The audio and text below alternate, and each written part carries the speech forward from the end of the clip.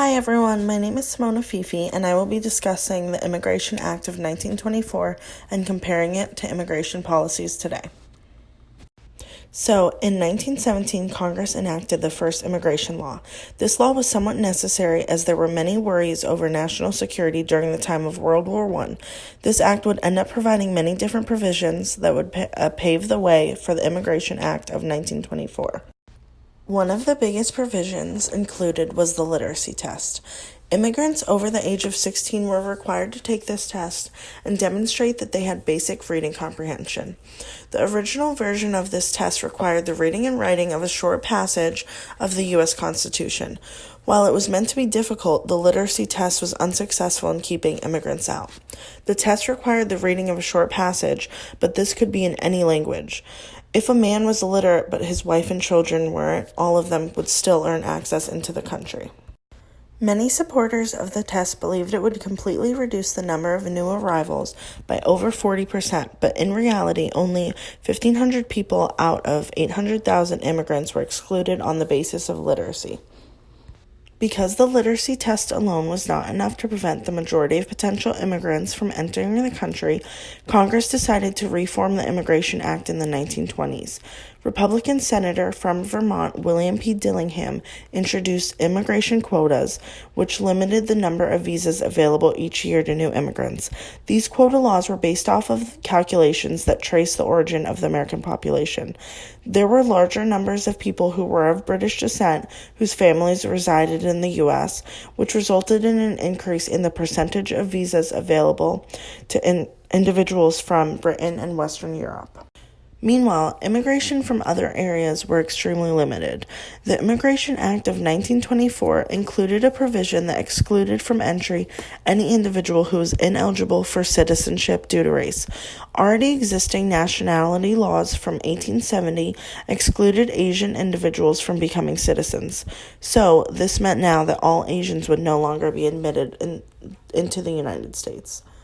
Meanwhile, immigration from other areas were extremely limited.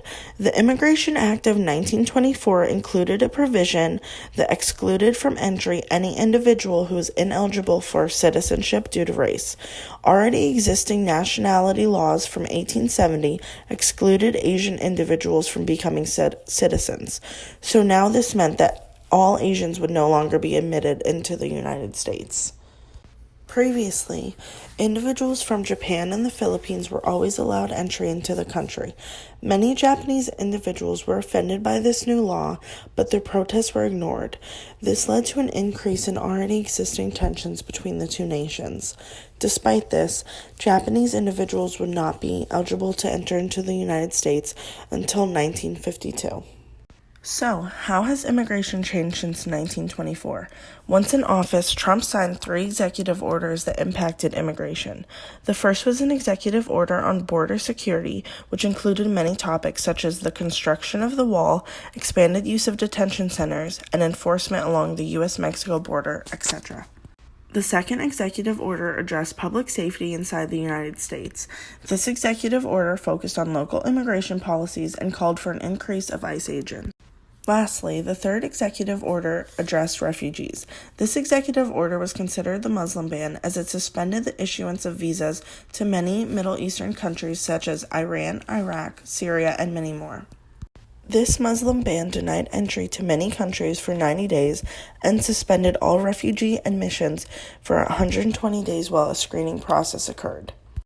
The Trump administration has additionally stated that there will be a zero-tolerance policy when it comes to immigration, and that anyone who entered the country illegally would be prosecuted.